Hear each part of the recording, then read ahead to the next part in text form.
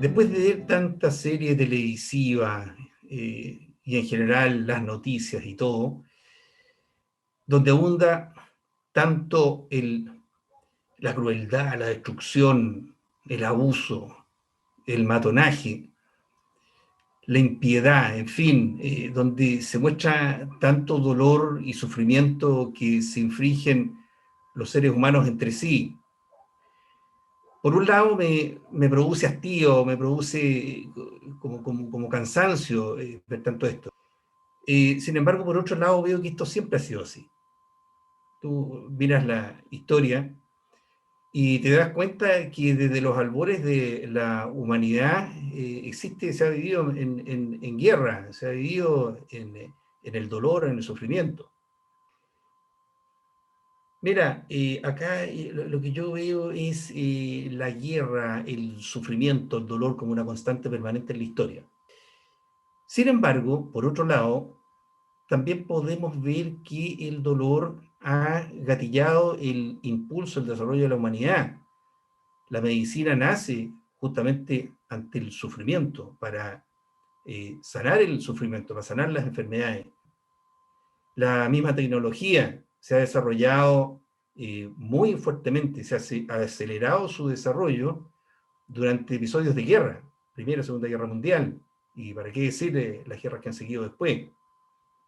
O sea, el dolor pareciera no ser intrínsecamente malo. Primero que nada es una realidad y segundo, está impulsando algo dentro de la humanidad.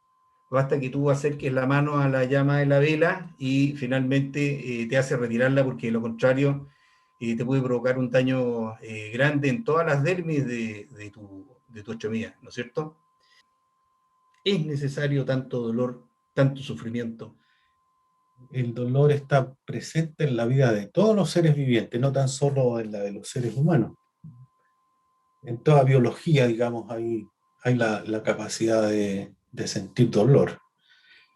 Y parece ser un fenómeno inevitable e inherente a la vida. Sin embargo, y no creo que debamos estar buscando el dolor, ¿no? Como para ir desarrollando más a la humanidad o buscando más dolor para desarrollarnos nosotros mismos. Creo que es sano evitar el dolor y la destrucción, ¿no? Instintivo incluso. Es como la fuerza de gravedad, está siempre presente y debemos aprender a vivir con esta fuerza, ¿no? Si no, ya sabemos lo que pasa si no la respetamos, si no la conocemos, ¿no? Esta cosa. Yo no creo tener una respuesta satisfactoria a cómo explicar los movimientos, ¿no? De conquista, de guerras, los movimientos sociales, los movimientos históricos. Pero sí puedo observar que los intereses de unos o los de otros llevados al extremo generan guerra y causan muchísimo dolor, dolores extensos en la humanidad, ¿no? También creo que son acciones llenas de pasión y por ello mismo poco racionales, ¿no?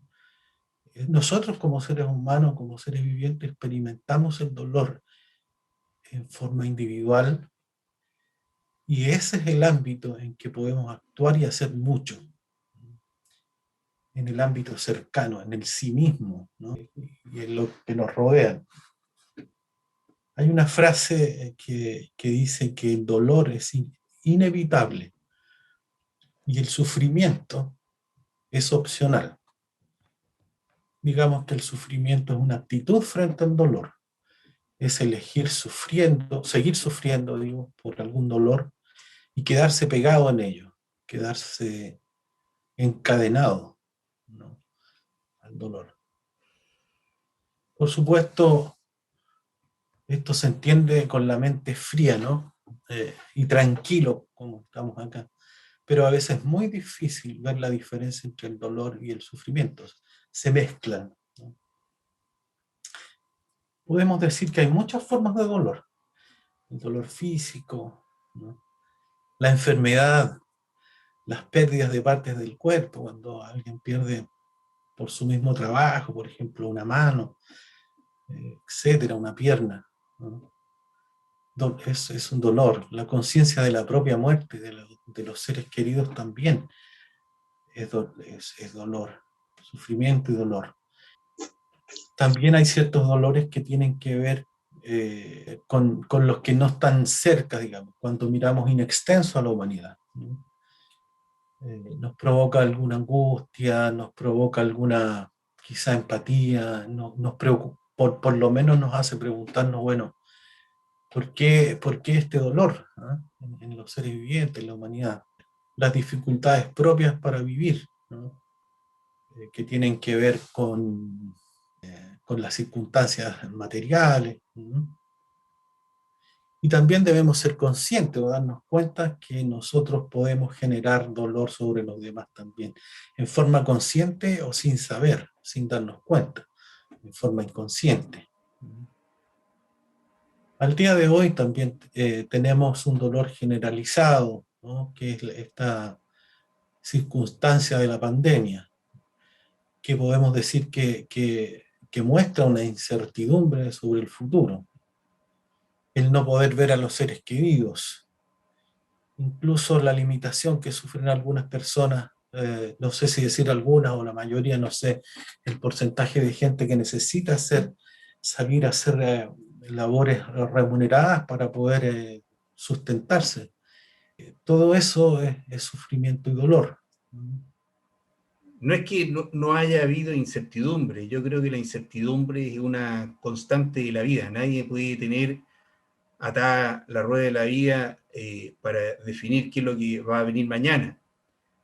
Sin embargo, antes de la actual situación nos habíamos acostumbrado a tener cierta certeza. Habíamos como definido que mañana íbamos a salir a la calle y que no corríamos el riesgo de contraer una enfermedad que nos podía llevar incluso a la muerte.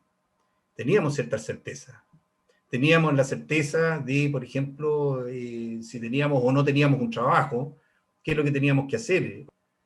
Y esta situación actual nos ha traído a la vista que la incertidumbre está y siempre ha estado, ¿no? Eh, ¿Qué pasa cuando quieres alcanzar un determinado resultado?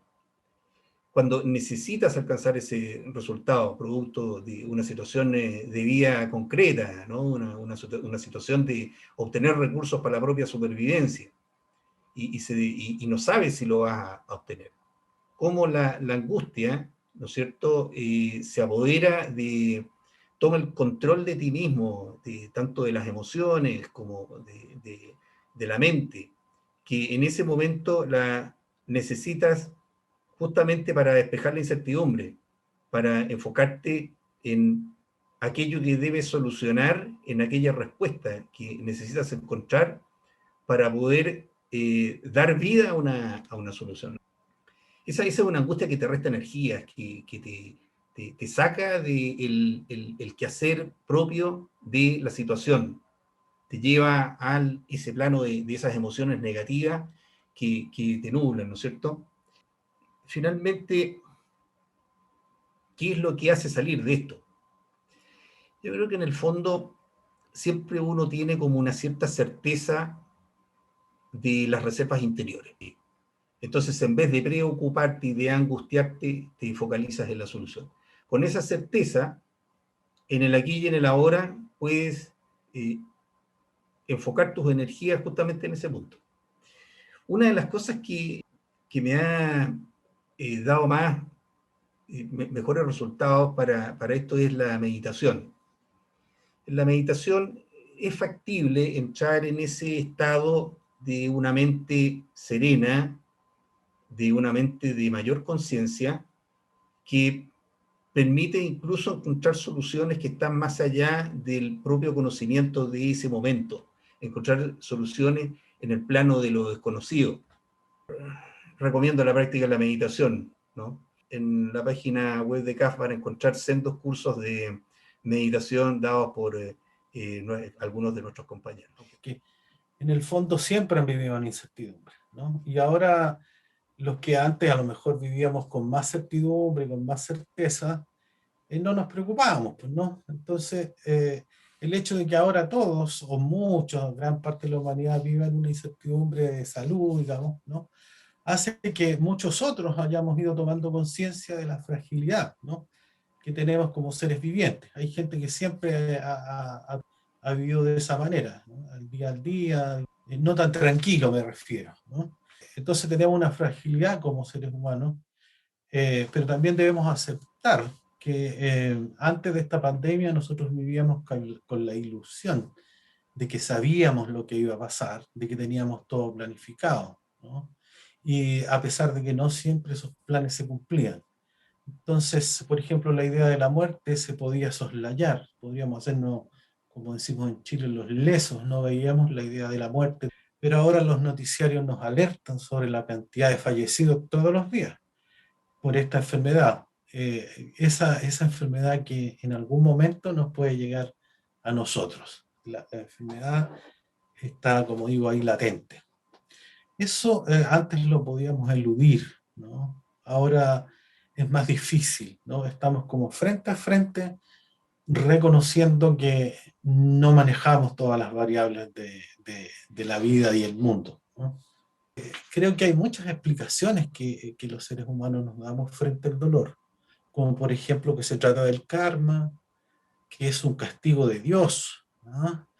O que es una prueba de Dios, ¿no? Son como, yo creo que son explicaciones que son una defensa frente a la crudeza del dolor. A veces nos duele tanto, a veces tenemos tanto sufrimiento que decimos, bueno, esto es una prueba que Dios me ha mandado, ¿no? Son distintas explicaciones, como digo, desde lo racional o desde lo intelectual, más bien dicho. También hay quienes dicen que hay alguien o algo, algún Dios o alguna entidad superior que nos envía dolores a propósito para que aprendamos esto o aquello. Son todas explicaciones que el ser humano se da. En este último punto, mi opinión bien personal es que ante el dolor que sea enviado por alguien o que no sea enviado por alguien hacia nuestra vida, podemos tener una actitud de aprendizaje, de expansión de nuestra conciencia y de lo que nosotros somos. Pienso que todas estas frases que dije anteriormente ayudan como calmantes, ¿no? Pero cuando el dolor es demasiado fuerte y encima permanente, esas frases ya no calman el dolor. Pasan a ser solo explicaciones intelectuales vacías. ¿Y cuál sería una respuesta inteligente al dolor? Una respuesta consciente, una respuesta expansiva de la mente, ¿no? Frente a este dolor que no podemos evitar. El darle un sentido al dolor, el buscarle un sentido. Fíjate que a mí me gusta mucho Víctor Frankl, y me gusta mucho porque él dice que en la vida todo tiene sentido. Todo tiene sentido, todo, absolutamente todo. Y él especialmente hace el punto con el dolor. Frankl vivió el dolor en carne propia, ¿verdad? En un campo de concentración, Segunda Guerra Mundial. Perdió a su familia, su profesión, todo lo que tenía, sus bienes. Y sabes que casi pierde la voluntad de vivir. Eso no lo perdió, ¿no? Casi la pierde. Y él observaba que los prisioneros, algunos perdían la voluntad de vivir porque él decía que sus vidas no tenían sentido, ¿no? Ya perdían el sentido. Si perdí a mi familia, perdí todo. ¿Qué sentido tiene vivir? Y se dejaban morir. Él observaba que morían de enfermedades, de repente se tiraban a la alambrada, ¿no? Contra los guardias, no sé, y los guardias actuaban, ¿no? Se lanzaban a la muerte, al suicidio, ¿no? y elaboró su posición profesional y psicoterapéutica, de su posición frente al sufrimiento y a todo el sufrimiento que veía en el campo de concentración. Es una experiencia, por supuesto, muy válida de esta persona, ¿no? Un profesional destacadísimo. Yo en lo muy personal creo que a veces el dolor es tan extremo que tú sencillamente no quieres darle ningún sentido a ese dolor. Estás en una situación de rebeldía, ¿no? En la cual dices tú, ¿y por qué tengo que darle yo sentido al dolor? Por qué me cae esto, ¿no? De alguna parte o lo sufro? Y más encima tengo que darme el trabajo de darle un sentido, ¿no? Yo no me siento, digo, con la capacidad de poder decirle a otra persona que encuentre sentido a su dolor, y menos que le encuentre este u otro sentido específico. En el fondo, en esas circunstancias, es llenar el aire de palabras, digamos, y de frases que en determinado momento decirle, mira, te pasó esto, bueno, encuentran un sentido. Es como tan vacío en el minuto, digamos, en ese mismo minuto. El dolor en sí tiene un sentido. Hay veces en que el dolor es tan grande, la pérdida es tan grande, que hay gente que sí le ha encontrado el sentido, ¿no?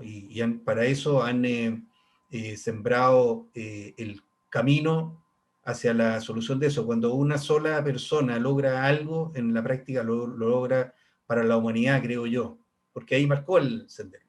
Fíjate tú, la escritora Isabel Allende, la pérdida de su hija la hizo escribir una novela maravillosa. Muchas veces en ese dolor tan terrible, hay un sentido que te lleva a una misión superior, hacia un estado superior de tu actividad. Hay y esto para todos, ¿no es cierto? Hay un curso de CAF que se llama El Sacrificio, donde aparecen todos estos temas, los temas que más o menos hemos enunciado, que nos legó don Santiago Guiso, nuestro fundador.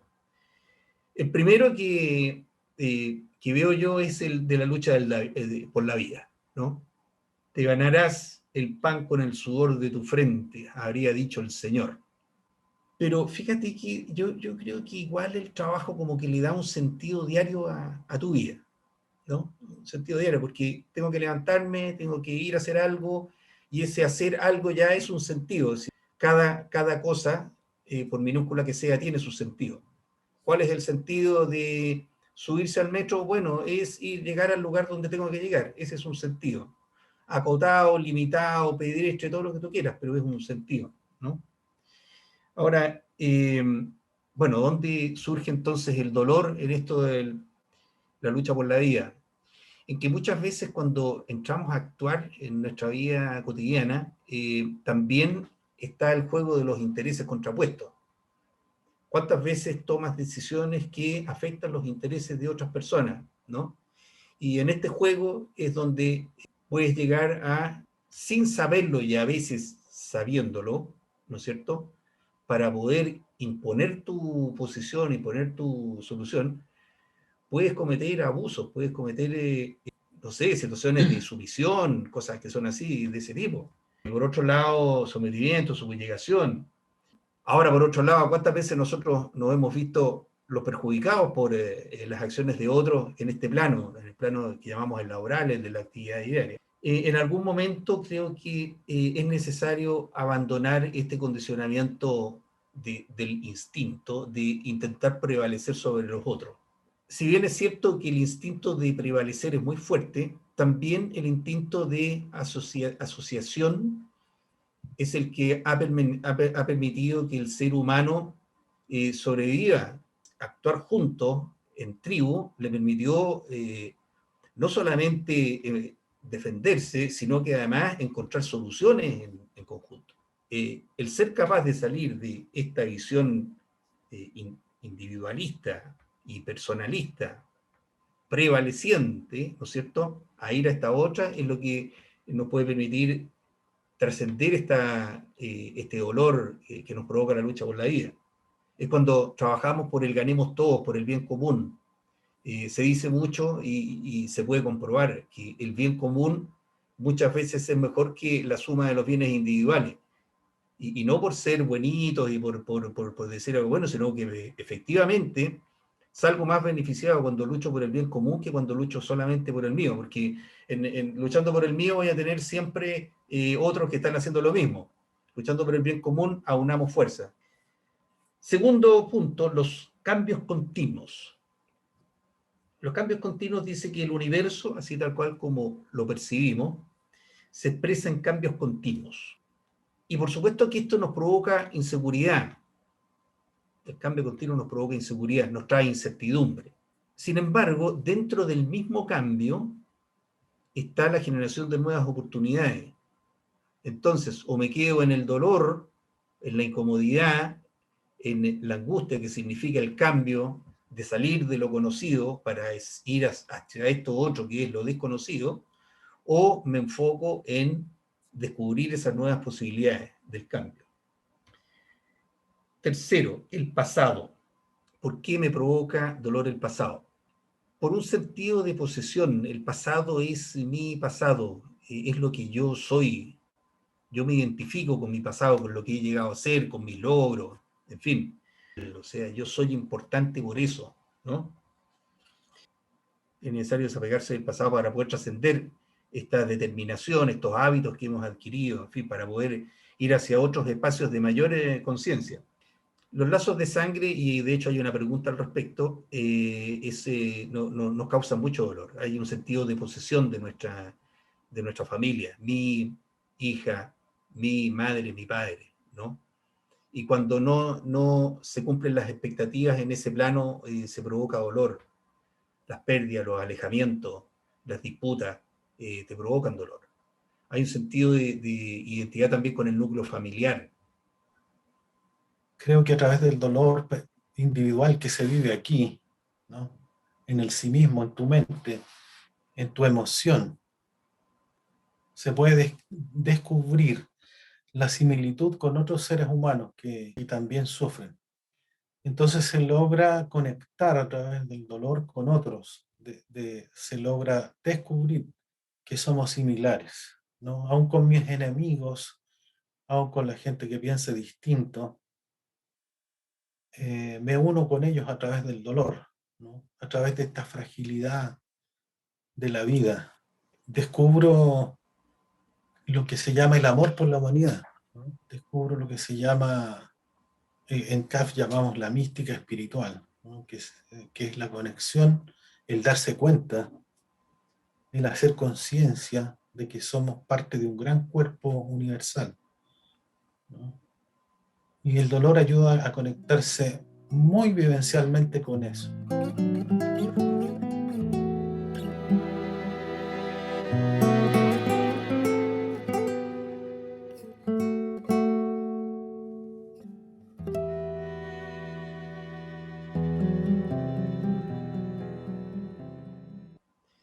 Yo siento que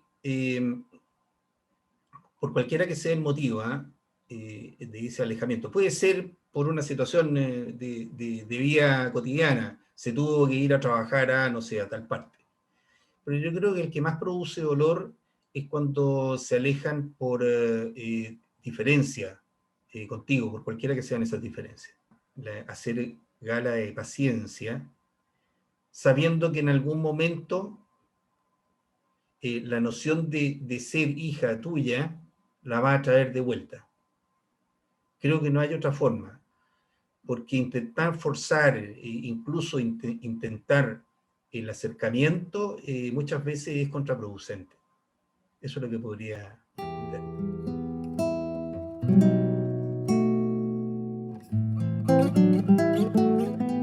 Con las percepciones que tenemos, ¿no?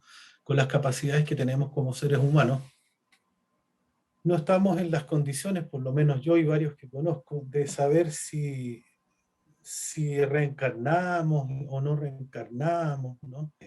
Si vamos a un cielo o no, ¿no? Es una cuestión de fe, ¿no? Se tiene fe en el cielo como se tiene fe en la reencarnación. ¿no? Por lo tanto, la pregunta, seamos conscientes que tiene una base, que es pensar que existe la reencarnación, ¿no?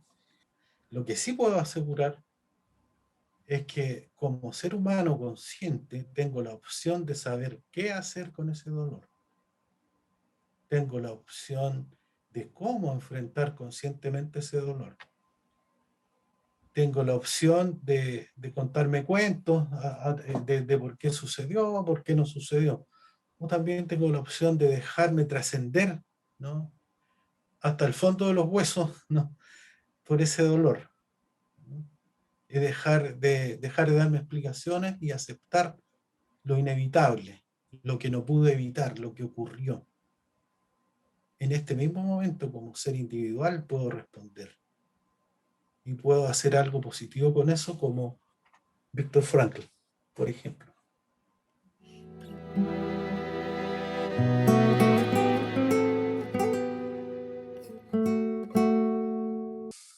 El concepto de redención, un poco religioso, tiene que ver con evitar el dolor de otros, ¿no? Se habla del redentor, ¿no? Cristo toma el dolor de los seres humanos, no sé mucho al respecto, pero se le llama el redentor, digamos, en el cristianismo. Eso significa que toma el dolor de los demás, ¿no? En sí mismo. Yo no estoy seguro si nosotros podemos hacer eso, ¿no?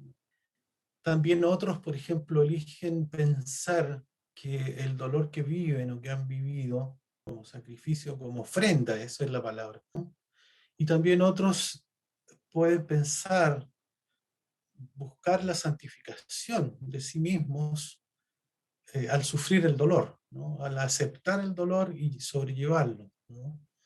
Como hacerse santo. Yo he escuchado mucho eso, una santificación. Pero yo prefiero pensar que podemos hacer elecciones conscientes, o sea, cuál es el aporte, ¿no? Es que podemos elegir cualquiera de estas cosas, no tenemos opciones frente al dolor. Eso es lo que quisiera rescatar, que tenemos algo que hacer con él, ¿no? Por ejemplo, si algo muy burdo, un martillo y me pegó en el dedo, me duele mucho, ¿qué aprendo? Aprendo que tengo que tener más cuidado, ¿no? Aprendo que a lo mejor no debo, por ejemplo, ser egoísta con alguien a quien le provoqué dolor y eso también me causó dolor a mí. Voy aprendiendo del dolor, ¿no? Esa es la actitud inteligente, ¿no? Y nosotros como camino de desenvolvimiento de la conciencia, de la libertad interior, creo que debemos ser conscientes de las opciones que tenemos frente al dolor o frente a la vida, a muchas cosas como el dolor, ¿no?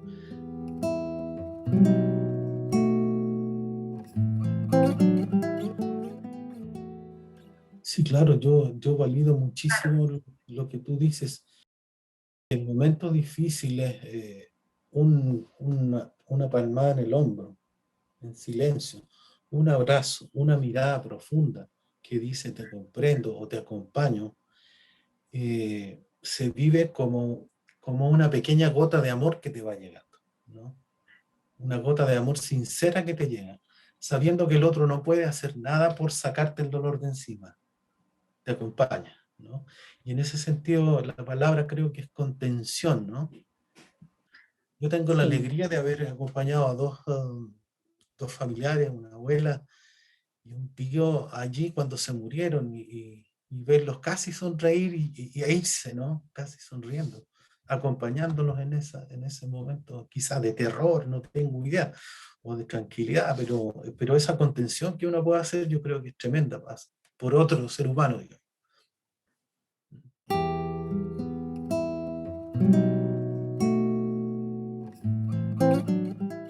Eh, una actitud inteligente, una actitud humilde incluso frente al dolor. Es un camino que uno como ser humano hace y que otros entonces también lo pueden hacer, ¿no? y el dolor parte de un proceso, puede ser el gatillador de un proceso y puede ser también el efecto de un proceso. Y claro, aceptar ese dolor aceptarlo, no sufrirlo, sino que aceptarlo, y ver a dónde te lleva ese dolor, por supuesto que te hace finalmente expandir tu conciencia. Por ejemplo, un dolor frente a una situación personal te desarrolla la empatía. O sea, ya el dolor del otro no te es indiferente. Por lo tanto, estás accediendo a otro nivel de conciencia. Ya el dolor no es solamente tuyo, ya no estás solo. Eres capaz de ponerte en las pretinas de los demás, en sus zapatos, ¿no?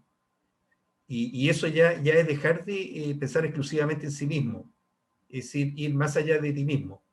Y es evidente, por lo menos para mí es evidente, de que uno no está solo en el mundo. O sea, es cuestión de tomar un poquitito de distancia espacial y darse cuenta que estamos todos juntos, ¿no?